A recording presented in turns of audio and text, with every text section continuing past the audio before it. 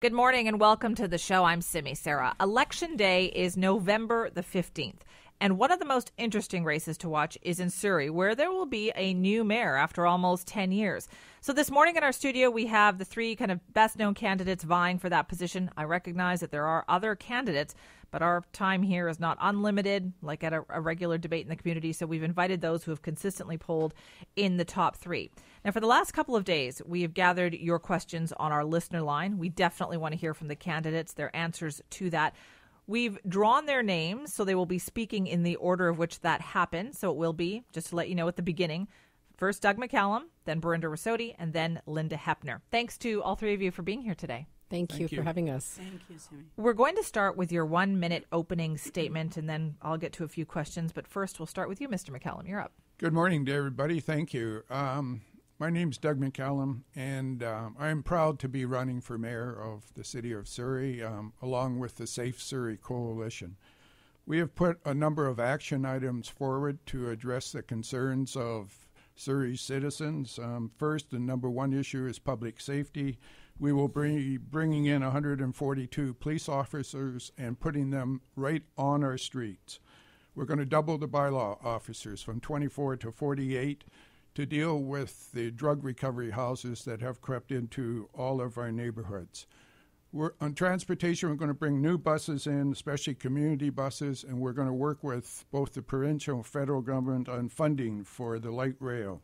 On fiscal responsibility, we're going to freeze property tax for 2 years, reduce the overall budget in the city by 3%, and on the governance of wards, we're going to bring in the ward system in Surrey for the next civic election. So please, on November the 15th, vote for Doug McCallum, the Safe Surrey Coalition. Thank you. All right. Thank you very much. Barinder Rasode.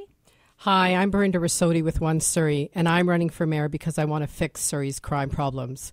The city has to stop ignoring the community's cry for help. My One Surrey team has developed the only crime plan that can be implemented immediately. Hiring more officers is part of the solution, but it isn't our only strategy. We can't afford to wait years for new officers to arrive. Our neighborhoods need help now. In addition to adding new officers, we will hire 200 community safety officers. They will be on the ground by 2015, or council will take a 10% pay cut. Our plan was developed by Canada's most experienced police chief, Delta's Jim Sesford. The One Surrey team includes an ex-RCMP officer and a VDP detective who have 60 years of crime-fighting experience. We have created the only comprehensive crime plan in this election. We'll get more boots on the street, tackle root causes of crime, and help those with mental illness and addiction. The One Surrey crime plan will make Surrey the safest city in Canada, and I look forward to our discussion today. All right. Thank you. Linda Hepner. Thank you, Simi. And I'm Linda Hepner. I'm running with the Surrey First team, and I'm proud to have the endorsement of outgoing Mayor Diane Watts. I'm running because I believe we've done a lot together to make our city better, and there's more to do. Great cities are always a work in progress, and Surrey is no different. I'm proud of our track record, and I'm standing on that track record over the past 9 years. We've worked in our community, with our community in many ways, and Surrey is a whole new city, very different than a decade ago. Our city is seen as a leader, not just because we're about to become BC's biggest city, but because we've been innovative, we've been creative, and we are unafraid to think outside the box. Surrey is moving forward, and this election is really all about our future and how do we keep moving and that momentum moving forward. Thank you. I look forward to this morning's discussion. Thank you very much for that. All right, I'll start with my first question here, and I think it's a fairly simple one. I mean, crime has become a big issue, but what do you think Surrey actually needs? What will improve the city? And I'll start with you, Mr. McCallum. Yeah, first of all, in traveling throughout Surrey, visiting all our communities, talking to our residents for the last 3 months, 7 days a week, we've been running a very grassroots campaign. Our residents feel unsafe. They feel frustrated. They feel annoyed that the current council has not answered their concerns with crime creeping into all of our communities. And so we have developed an action plan that when we get elected, we'll put in force the next day.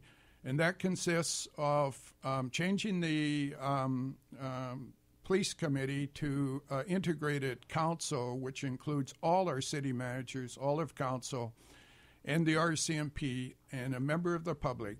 Having that committee meet monthly to deal with the issues throughout Surrey and the allocation of our resources to go into areas where crime has spiked. Okay, so you feel Surrey needs to deal with its crime. You talked a lot about budget savings in your opening statement, the things that you would cut. Where do you expect to get those savings from? Well, our total public safety platform, which includes hiring 142 RCMP officers to go right into our streets and hiring 48 bylaw officers, our total program is $21 million. We're going to close down fiscally the Surrey Development Corporation, which owes the city of Surrey $70 million, and we're going to liquidate their assets. We'll get $10 million from that. We'll get on our 3% cut. We're going to use 1% of savings on our overall budget cut of 3% of $5 million. And new revenue that the Surrey gets in from its fast-growing and new residents, which is roughly $17 to $20 million a year. We're only going to use $6 million of that, and that totals $21 million. Our plan's fully funded in current budget terms. All right, Barinder Rasode, what does Surrey need? I mean, is it all just about crime, or there's other things that make a livable city? Simi, I'm raising my 3 children in Surrey, and one of the things I know Surrey needs is we need evidence-based plans that can be implemented immediately. On the area of public safety, definitely a commitment by the most experienced police chief who says it's working. It's working in Vancouver, it's working in Winnipeg, it's working in Edmonton. And listen, we can't wait anymore. What we need is a plan to move forward, move our community forward. I want my 10-year-old daughter to be able to walk home alone and my mom or I not to have to worry about it.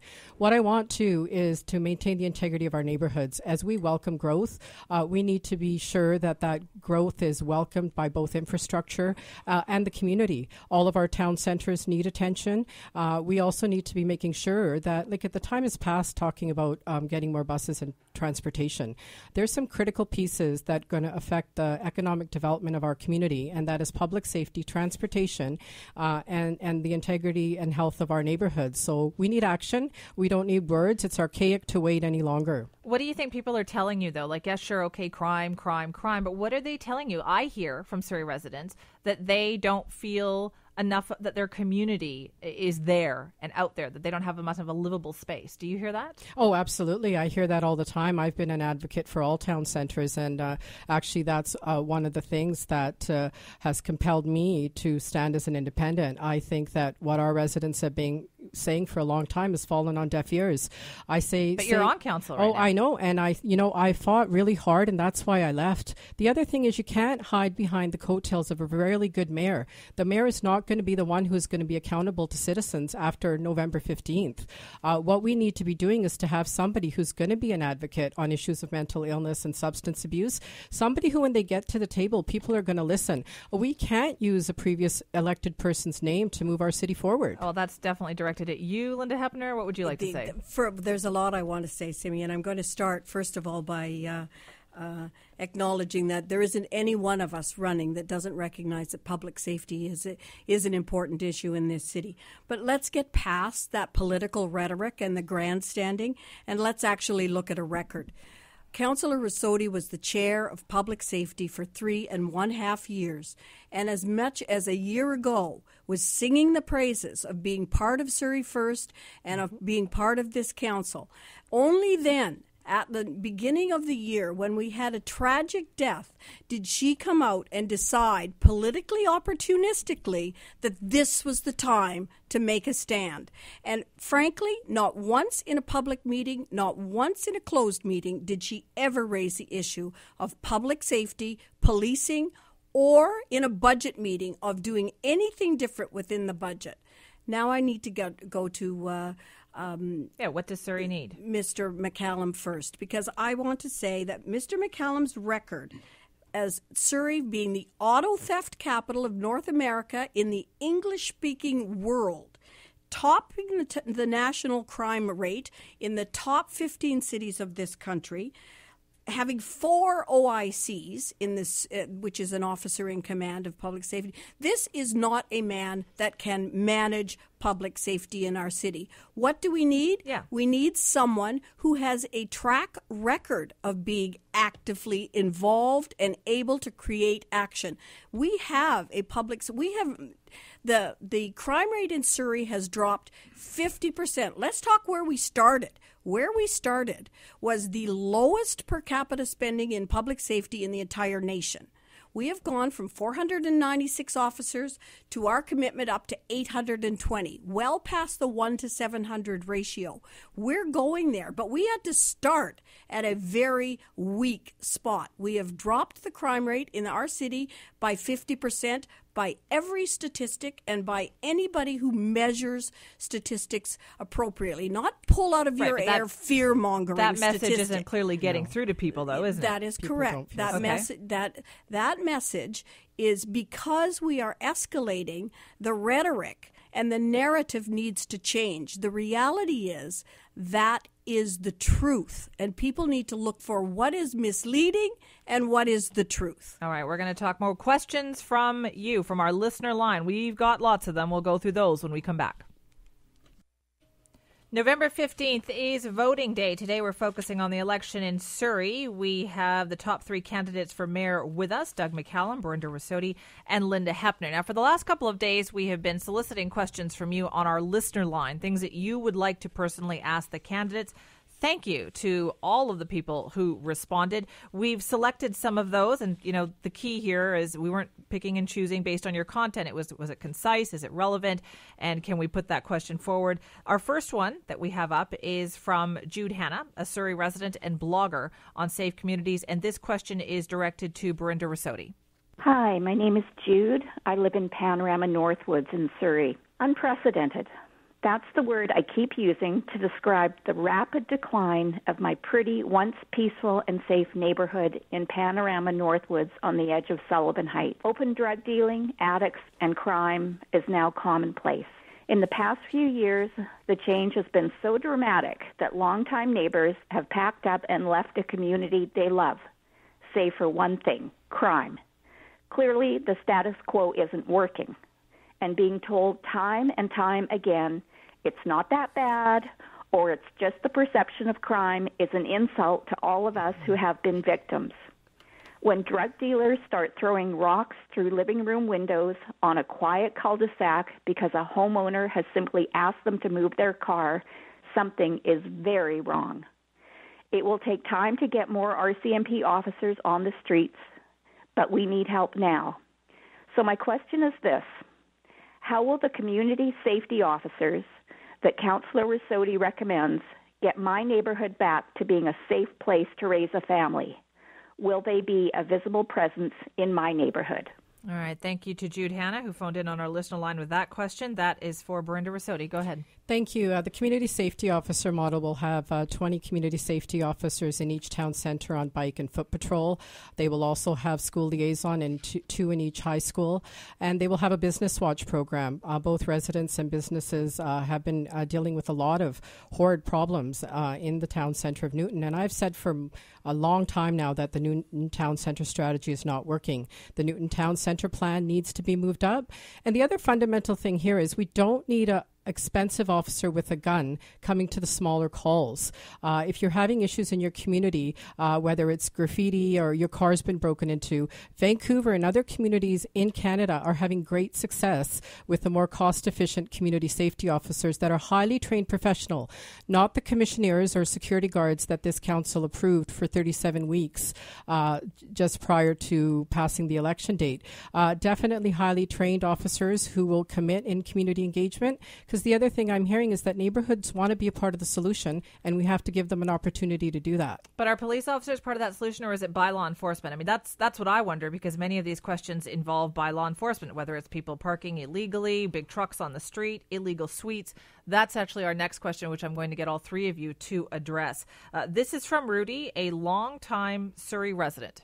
I have been a resident of Surrey for the past 24 years and am very disappointed in the amount of mega houses and illegal suites that there are in Surrey, which provide lots and lots of issues, including parking problems, increased crime.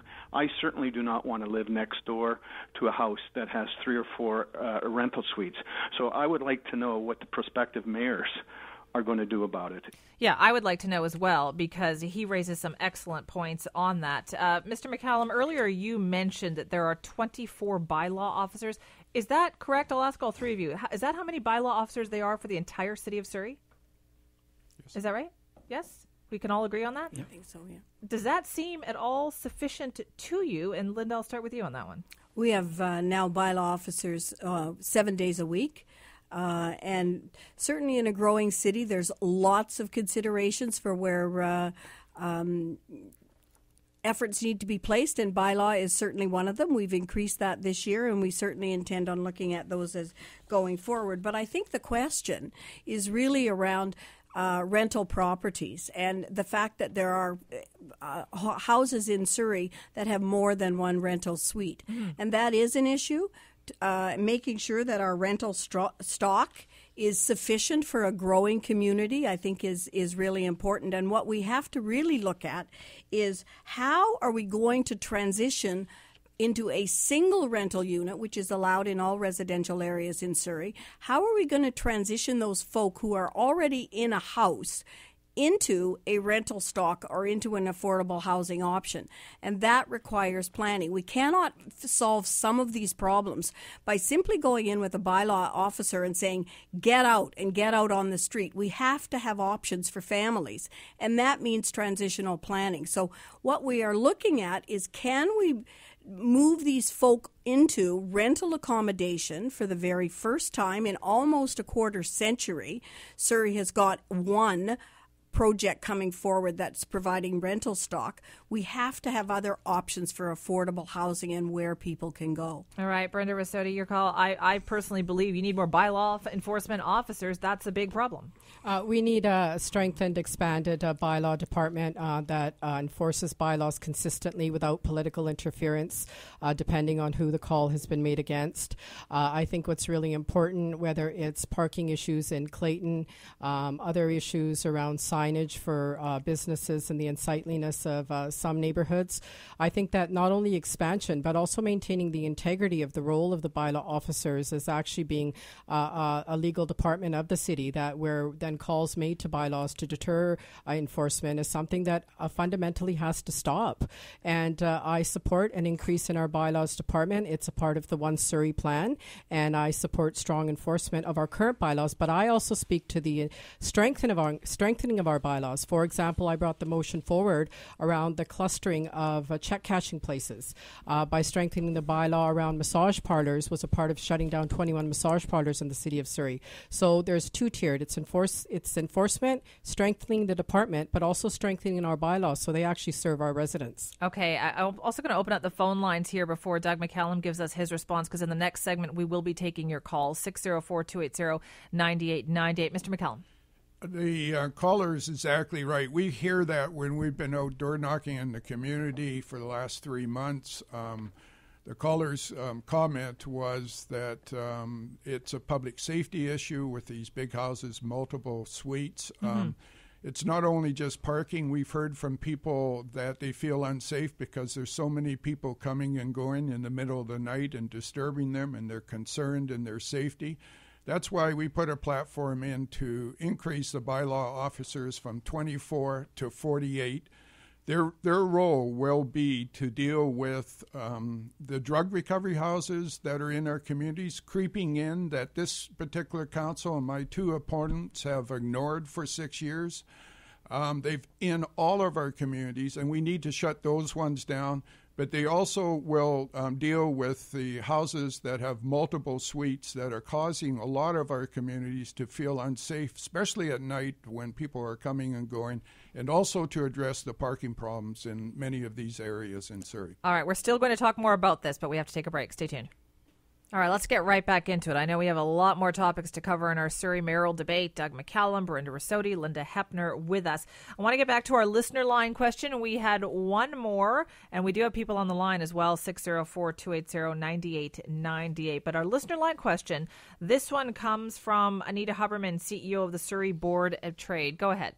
Hi, this is Anita Huberman, CEO of the Surrey Board of Trade.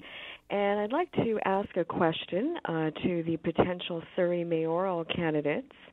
What types of businesses would you most like to see move to Surrey?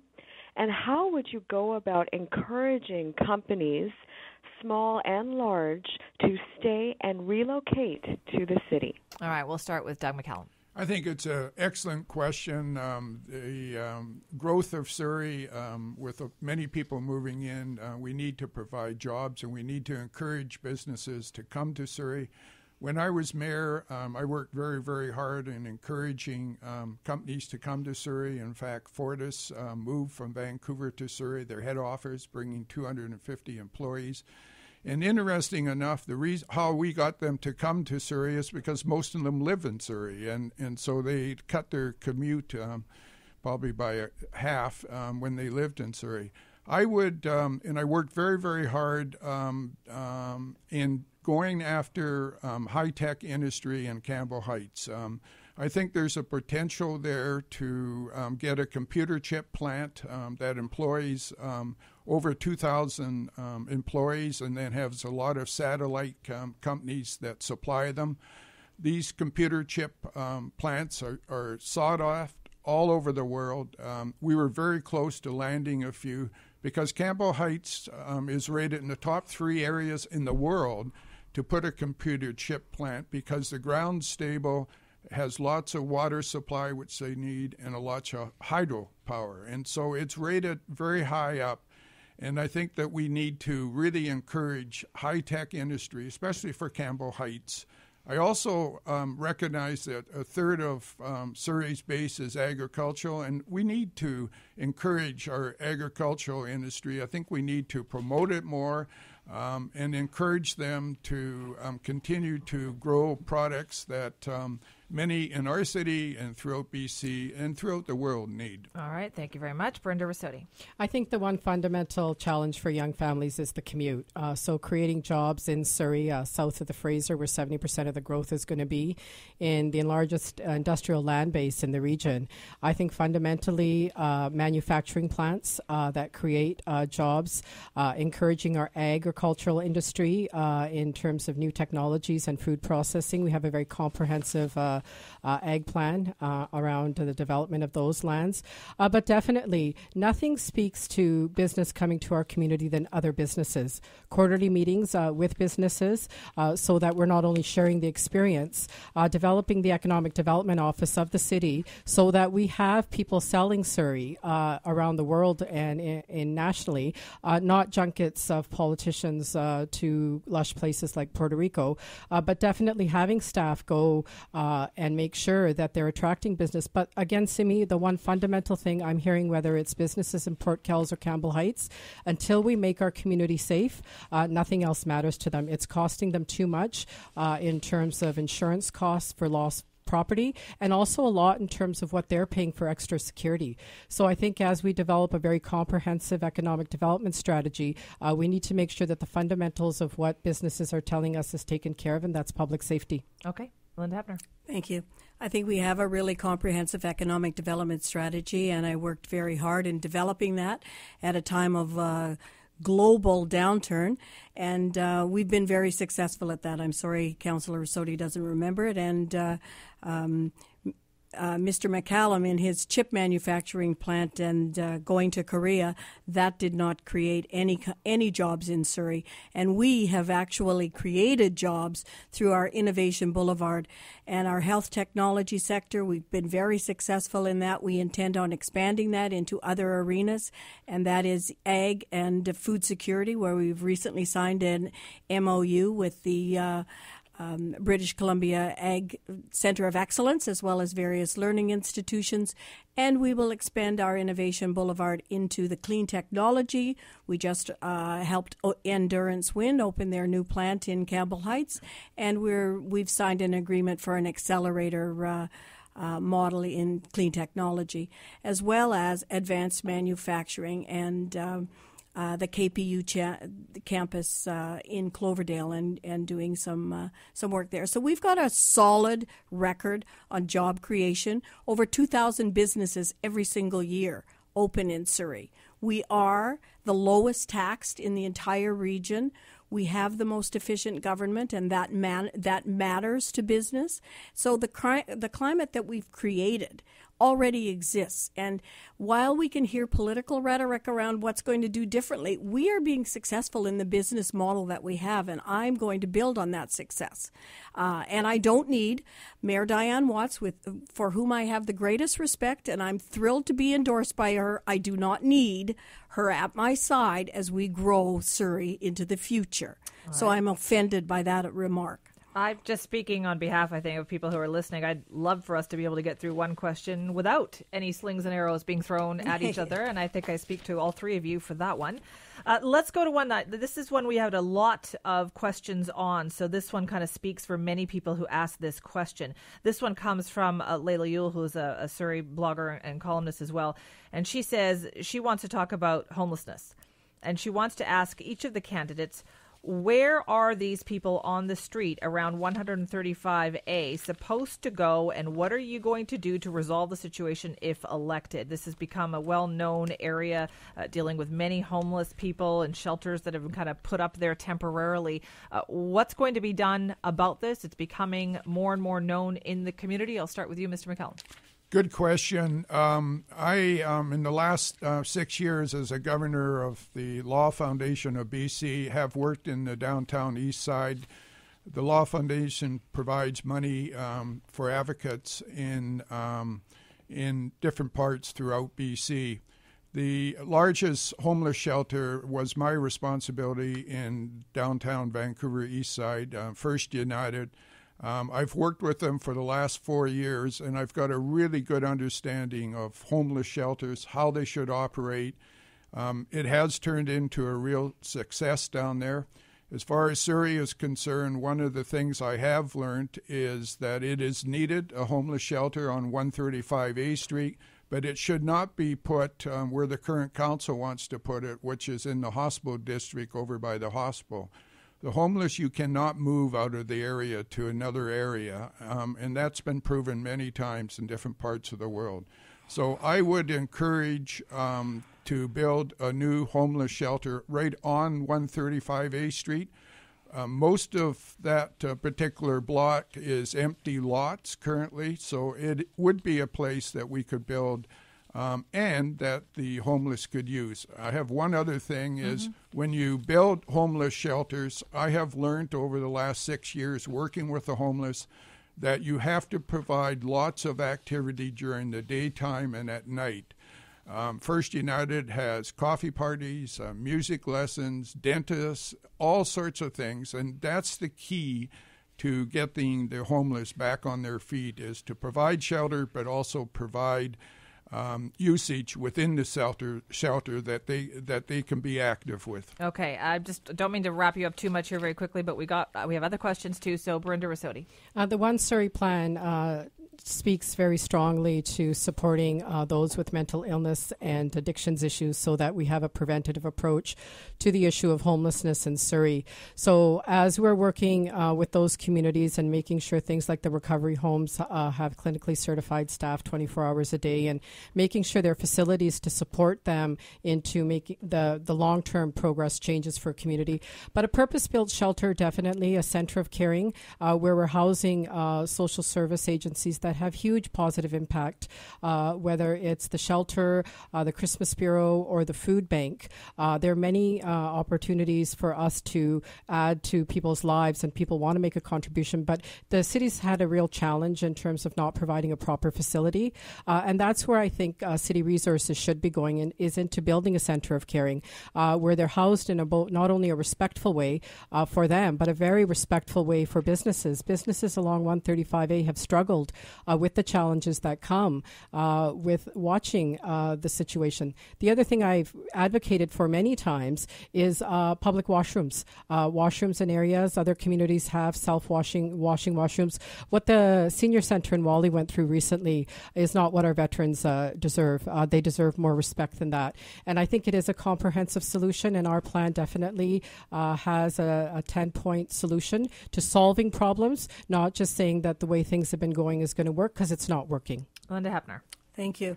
Well, social responsibility is everyone deserves a healthy quality of life, and Surrey First certainly believes that. In fact, our local government is the only one in Canada that has a $9 million homeless and housing fund.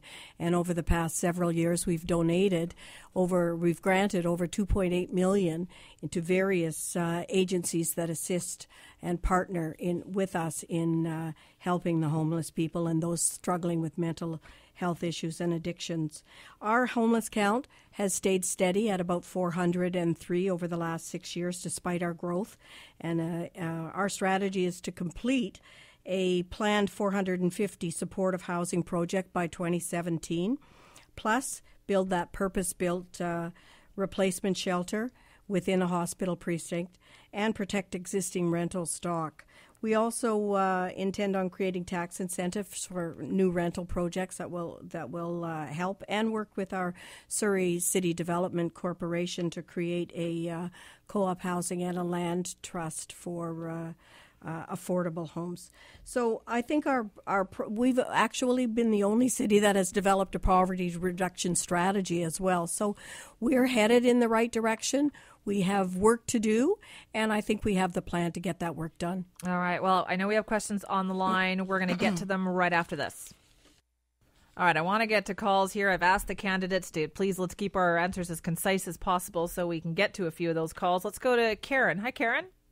Hi, everybody. I'm Karen Reed. I'm the Executive Director with Surrey Crime Prevention Society, and I have a question for all three candidates today about the fact that we've engaged over 300 volunteers in the city of Surrey who are committed this year to delivering 26,000 hours of volunteer hours to our city to enhance community safety. I'm asking the question to all the candidates on their support to allow us to grow our programs. We have many volunteers who want to join our programs, but we're limited with our budget. Okay. I'd like to know the commitment from the mayoral candidates to see if they are willing to support an expansion on our grant application for funding for the city, because the city is a direct benefactor of the work that our volunteers do, and the majority of our volunteers are university students or youth. Okay, Karen, thank you very much. I'm going to start with Barinder this time. Thank you, and thank you, Karen, to the great service you and your volunteers provide. Definitely public safety, the solutions come from everybody working together. Your valuables, young people like my 22-year-old and 18-year-old, they're just like my kids, and they're either looking at roles in law enforcement, but what they do is the pride that they build in the neighborhoods that they are doing the monitoring in. So not only do I support, encourage, but growth of any organization that is going to make such a valuable contribution to neighborhood safety. Okay, Linda? Thank you, and thanks to Karen, because she's done an amazing job of growing that organization since she has taken over, and I 100% support that. I think it's one partner. We've also got the realtors doing watch on the street. We've now just recently met with the 5 different taxi companies in the city of Surrey, and they're also interested in that. And I think Karen and her organization can play a strong role in helping them understand what that means and how we can go forward. So I appreciated her delegation appearance recently at a crime reduction meeting, and I certainly support the work she's doing and would continue to support that in an escalated way. All right, go ahead. I'd like to also congratulate Karen and the Surrey Crime Prevention Society. I think it's one organization with a huge number of volunteers, 300, works all over Surrey, does absolute super job in it. As part of our platform, we have said that they will also have a seat at the Integrated Mayor's Council that we will form, which includes all our city staff and RCMP and all of council. Also, we have said that we will double their budget effective immediately because we want them to grow. We want them to encourage more volunteers to come forward. We think it's a big part of a proactive approach to dealing with crime in our community. All right. Well, thank you very much for all of your answers and your questions. To all the people who've emailed me and are on the line there, you've raised some excellent issues there. I know you'll have other opportunities to ask those as well. I believe you're off to the Shaw debates coming up here as well, so you'll have to be able to catch them. We have to get to closing statements, actually. So since we started opening statements with Doug McCallum, we're going to go in the reverse order this time. We'll start with Linda Hepner. Thank you, and thank you, Simi, for the show today. I think in closing, I'd just like to say to people that are listening that we've actually grown up. We think differently about ourselves, and we're not living in the shadow of anyone. More and more people are living and working right in Surrey, and we're not a bedroom community anymore. We're a growing urban center, and I want to continue that by attracting new job-creating investments, affordable housing, and light rail transit to keep everyone moving. So, in a nutshell, I would say our city is more confident than we've ever been, and that the people see that in us. And I think that's the biggest single change I've seen over my years as serving as a council, and that is what I want to create in Surrey going forward, is that kind of momentum and the positive outlook of how we can make positive changes in our city. All right, thank you. Vote Surrey first. Barinder Rasode, go ahead. Thank you. As we've, One Surrey has proposed a plan to deal with the immediate concerns that neighborhoods are crying out for more public safety. We have a plan that can be implemented right away. It's evidence-based and cost-effective and has been endorsed by Chief Jim Sesford, the most experienced police chief in this country. But also, as a mother of 3 children, what's really important to me as we move forward with actual solutions on all areas like sustainability, the environment, the integrity of our neighborhoods, job creation. I'm committed to giving a minimum of 3 terms to representing the residents of this city. Anybody who wants to do this for 1 term won't be accountable at election time in 4 years to stand strong, to be judged on their record. I'm 45 years old, and the One Surrey team's commitment is to putting in change that changes the way we're doing things, but brings immediate solutions to businesses and neighborhoods as we create a great future for our children. On November 15th, please vote One Surrey. All right, Mr. McCallum. Yeah, on closing, I want to just say thank you very much to all the listeners and also the ones that sent in the questions. The Safe Surrey Coalition is very important on the public safety, came together because of the concern in our communities, in our travels, of people feeling very unsafe in our communities. We want to have a proactive RCMP force that is out in our community, and that's why we're going to bring in 142 police officers confirmed within 12 months to put out on our streets. It's the reason also that I decided to run is that the moving of the new City Hall, $150 million spent on the new City Hall with no benefit to the taxpayers of Surrey. And so the Safe Surrey Coalition and Doug McCallum for mayor. Thank you very much to all 3 of you for your time today. November 15th is Election Day. No matter who you vote for, please just get out and vote. That is the most important thing. Thank you for your time. The Major News to Noon is next.